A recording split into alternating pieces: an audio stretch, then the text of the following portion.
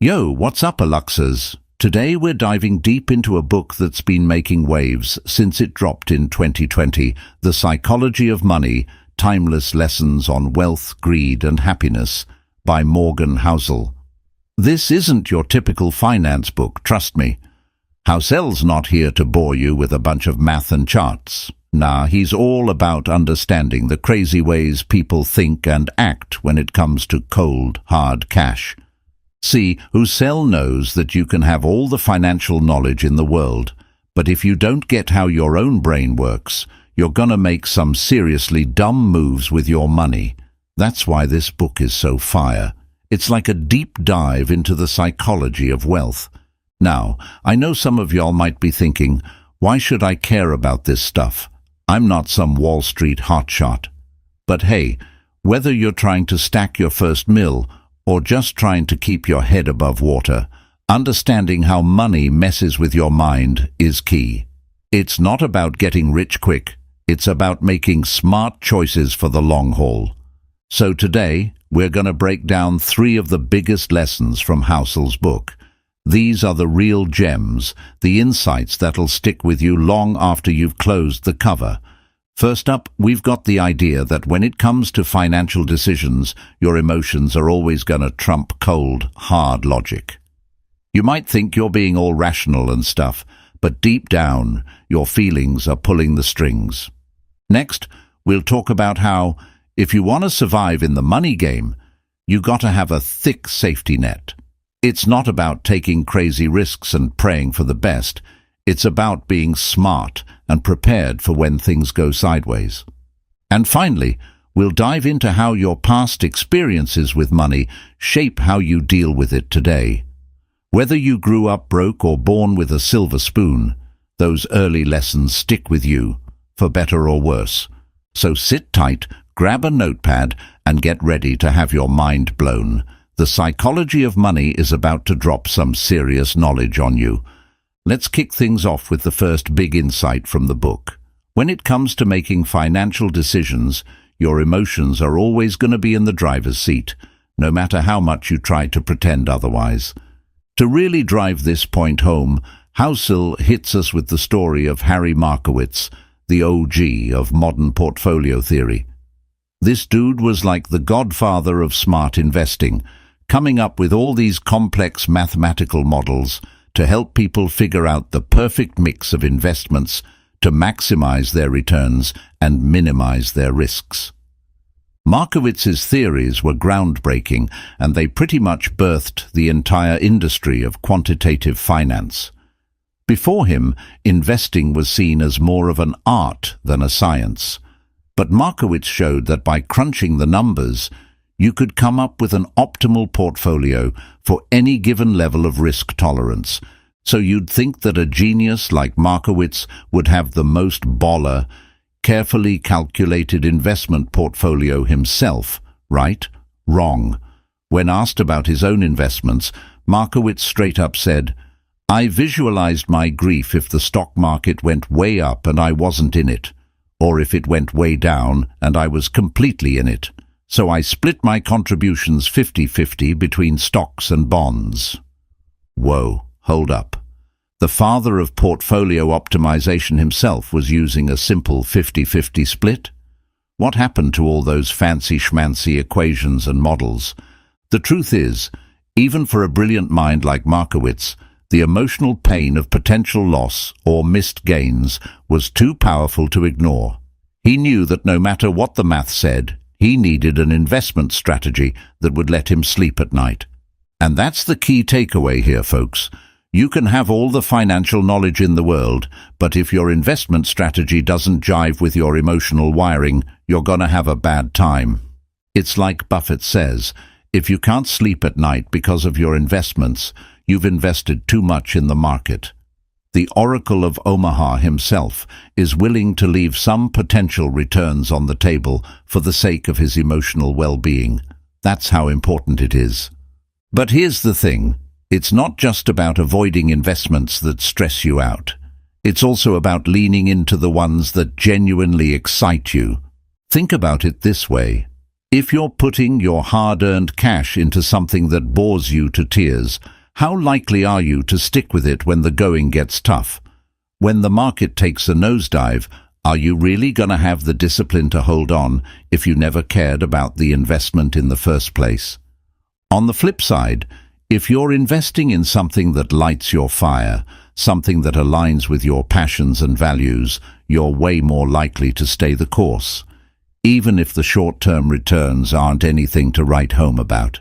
You'll be more inclined to keep your money in the game because you believe in what you're backing. Housel gives the example of an investor who puts most of their dough in index funds, but also sets aside a little play money to buy individual stocks in companies they're stoked about.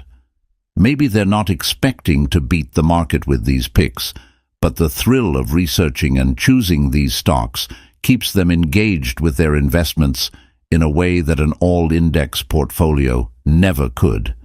The point is, your investment strategy has to resonate with you on a gut level. It has to be something you can get behind, not just intellectually, but emotionally. Because when push comes to shove, it's your emotions that are going to dictate your behavior. So don't just chase returns or follow the herd. Take the time to figure out what really matters to you. What kind of investments make you feel good about your money and your future? That's the foundation of an investment approach you can stick with for the long haul. But wait, you might be thinking, what's the point of sticking with an investment strategy if it's not delivering outsized returns? Why bother staying the course if you're not getting rich quick? Well, my friend, that brings us to the second big lesson from the book. The real key to investment success isn't hitting home runs, it's staying in the game. See, here's the thing about investing. The longer you're in the market, the better your odds of coming out ahead. It's not about timing the market perfectly or always picking the hottest stocks. It's about consistency and persistence. Let's break it down with some cold, hard facts. Housel cites a study that looked at the probability of making money in the US stock market over various time frames. If you invested for just one day, it was basically a coin flip, a 50-50 shot of coming out ahead. But if you held on for a year, your odds of turning a profit jumped to 68%. And if you had the patience to let your money ride for a whole decade, your chances of success shot up to a whopping 88%. The lesson here is clear. Time is your secret weapon when it comes to investing. The longer your time horizon, the more the odds tilt in your favor. But here's the catch. You only get to take advantage of those juicy long-term gains if you actually stay invested. If you're constantly hopping in and out of the market, chasing the latest hot stock tip or bailing at the first sign of turbulence, you're short-circuiting your own success. That's why having an investment approach that you believe in, that aligns with your values and goals, is so crucial. Because when the going gets tough, and it always does, sooner or later, that emotional connection is what's going to give you the strength to stay the course. Housel drives this point home with a powerful analogy. He asks us to imagine planting an oak tree sapling. In the first year, you might not see much growth above ground, but beneath the surface, the roots are spreading out, establishing a strong foundation. As the years go by, the tree slowly but surely starts to reach for the sky. And then, decades later, you've got a mighty oak on your hands, a towering testament to the power of patience and persistence. Investing is the same way. In the short term, your returns might be underwhelming. You might even face some painful losses. But if you can keep your eye on the long game, if you can stay rooted in your strategy, even when the market storms are raging, you give yourself the best shot at achieving towering success. So don't get discouraged if you're not seeing massive gains right out of the gate. Don't let short-term volatility shake your resolve. Just keep your head down, stay focused on your goals, and trust that time is on your side. Because in the end, the most successful investors aren't necessarily the smartest or the most sophisticated. They're the ones who can stay in the game the longest, who can ride out the ups and downs with steadfast discipline. But staying power isn't just about gritting your teeth and white-knuckling your way through market turbulence. It's also about giving yourself a wide margin of safety. And that's the third major insight Housel serves up in the book. When Housel talks about a margin of safety, he's not just talking about some abstract financial concept. He's talking about a way of thinking, a philosophy that permeates every aspect of your financial life. At its core, the margin of safety is about giving yourself room for error. It's about recognizing that no matter how smart you are, no matter how carefully you plan, life has a way of throwing curveballs. And if you don't have a buffer in place, those curveballs can knock you right out of the game. Think about it like this. If you're driving a car, you don't wait until you're a millimeter from the car in front of you to hit the brakes. You leave some space, some margin for error, so that if something unexpected happens, you have time to react. The same principle applies to investing and personal finance. If you're living paycheck to paycheck, with no emergency fund and no wiggle room in your budget, you're cruising for a bruising. One unexpected expense, one hiccup in your income, and you could find yourself in a world of hurt. But if you've built up a cushion, if you've got a healthy rainy day fund, if you're living below your means and saving diligently, you've given yourself that all-important margin of safety. You've got some breathing room to absorb life's inevitable shocks without being thrown too far off course. This isn't just about playing defense, though. Having a margin of safety can also give you the confidence to seize opportunities when they arise. Imagine you're considering investing in a company that you believe in, but the stock price is a little higher than you'd like.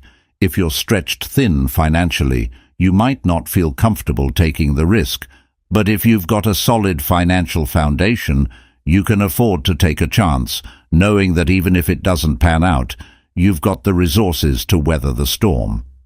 Housel illustrates this point beautifully with the story of Sequoia Capital's Michael Moritz.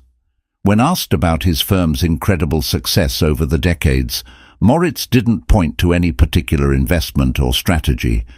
Instead, he emphasized the importance of longevity, of being able to stay in the game year after year, cycle after cycle. And the key to that longevity, you guessed it, a wide margin of safety. Moritz explained that Sequoia has always been careful to avoid investments that could put the firm's survival at risk, even if they offered the potential for outsized returns. By prioritizing stability over flash-in-the-pan gains, Sequoia has been able to navigate the ups and downs of the market for over 4 decades. That's the power of the margin of safety. It's not about being timid or risk-averse. It's about being strategic, about playing the long game. It's about recognizing that the biggest risk isn't missing out on the hottest investment opportunity. It's being forced out of the game entirely because you didn't give yourself enough room to maneuver. So how do you put this principle into practice? It starts with being conservative in your assumptions and projections. Don't count on best-case scenarios panning out. Build your plans around conservative, even pessimistic estimates. That way, if things do go better than expected, great, you've got some extra breathing room. But if they don't, you're not caught flat-footed. It also means being disciplined about saving and budgeting. Don't just spend every dollar that comes in. Make sure you're setting aside a healthy chunk for emergencies, for long-term goals, for investing in your future. And when you do invest, don't just cross your fingers and hope for the best. Do your due diligence, understand what you're getting into, and most importantly, only invest what you can afford to lose. That way, even if the worst happens, you're not putting your entire financial future at risk. Now, at this point, you might be thinking, okay, I get it. I need to be emotionally invested in my strategy. I need to stay the course for the long haul, and I need to give myself a wide margin of safety. But how do I know what the right strategy is for me in the first place? Great question. And that brings us to the final major insight from Housel's book: the role that our personal experiences play in shaping our financial attitudes and behaviors. You see, we all like to think of ourselves as rational, objective decision-makers, but the truth is, our perspectives on money are deeply colored by our unique life experiences, especially those formative experiences we have when we're young. Housel points to a fascinating study by the National Bureau of Economic Research that looked at how people's exposure to different economic conditions in early adulthood affected their investing behavior later in life. The researchers found that people who came of age during periods of high inflation were less likely to invest in bonds later on, while those who entered adulthood during bull markets were more inclined to pile into stocks. In other words, the economic climate we experience in our formative years can have a profound and lasting impact on how we approach financial decisions. Housel illustrates this point with the story of legendary bond investor Bill Gross. Gross once remarked that if he had been born a decade earlier or later, he might never have gotten into the bond business at all. Why? Because Gross came of age in an era of falling interest rates, which made bonds look like an incredibly attractive investment. Had he been born into a different economic regime, he might have developed a very different perspective on the bond market. The point is, our personal histories shape our financial worldviews in powerful and often subconscious ways. The economic conditions we witness, the lessons we learn from our parents and peers, the triumphs and tragedies we experience, all of these factors come together to form our unique money mindsets. And understanding this can be incredibly valuable, both for making sense of our own behavior and for empathizing with others. When we encounter someone whose financial decisions seem irrational or misguided to us, it's tempting to write them off as foolish or ignorant. But if we take the time to consider the experiences that have shaped their perspective, we may find that their choices make a lot more sense.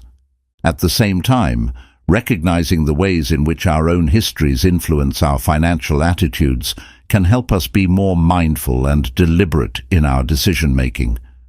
We can't change our pasts, but we can strive to be aware of the biases and blind spots they may have instilled in us.